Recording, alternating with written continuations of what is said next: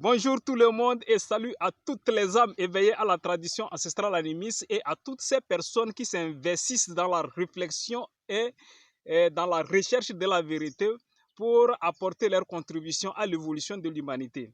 Je suis Sowatiti, promoteur et garant des us et coutumes de la tradition ancestrale animiste. Nous faisons une nouvelle vidéo pour parler encore de la tradition ancestrale animiste parce que pour nous, le partage, c'est un devoir. Et nous devons partager nos expériences. Et cette vidéo doit être partagée et de façon... C'est-à-dire il faut partager cette vidéo avec des personnes qui auront le temps et qui sont intéressés. C'est pas pour faire du buzz avec.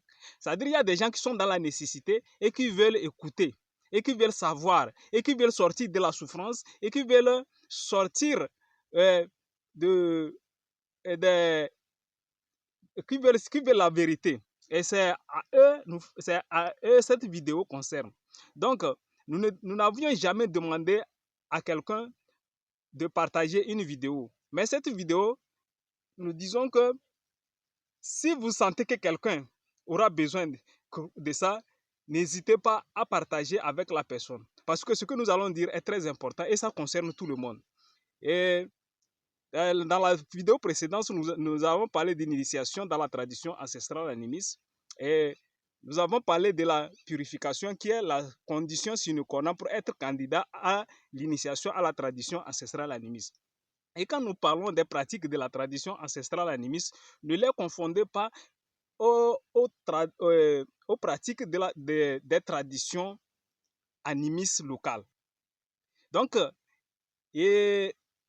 nous avons promis parler de la purification dans la tradition ancestrale animiste. Et parlant de la purification dans la tradition ancestrale animiste, elle est encore carrément différente de la tradition locale. La purification, la façon dont elle se fait dans la tradition ancestrale animiste est carrément différente de la façon dont elle se fait dans les traditions animistes locales. Ça, vous retenez ça une fois de bon.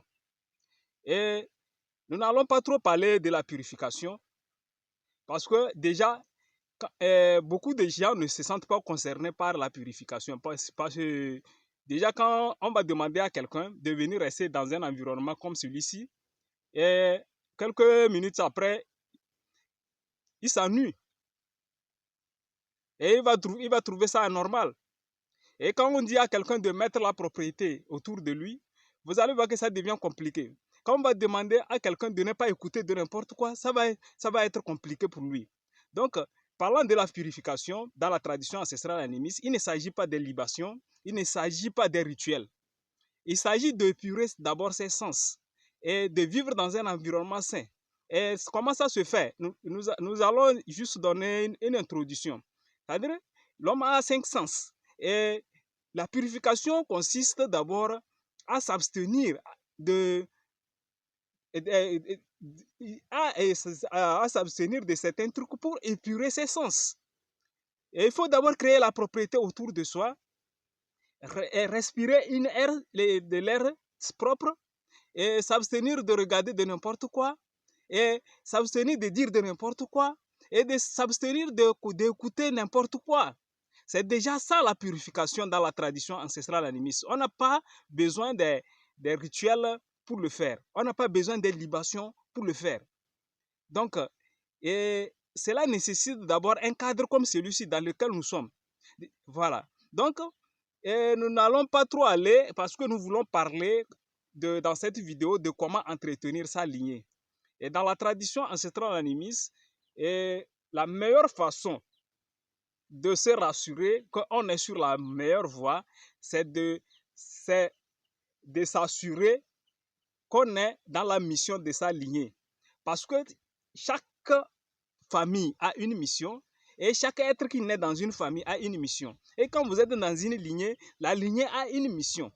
Et c'est pour cela, ne vous plaignez pas que votre arrière-parent, votre parent ou telle personne de la famille n'a pas fait ceci et que vous ne pouvez pas le faire. Non, sincèrement parlant, Et il n'y a pas, si vous vous incarnez pour assumer une mission dans la famille, dans la lignée familiale, et que vous, vous êtes trop paresseux pour le faire, ne vous inquiétez pas, il y en aura quelqu'un qui viendra le faire.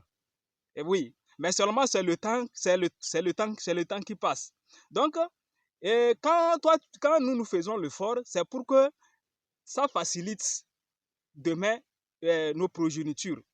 Et ce que nos parents n'avaient pas fait dans le temps, ça nous complique seulement que la tâche, mais cela ne nous empêche pas de le faire.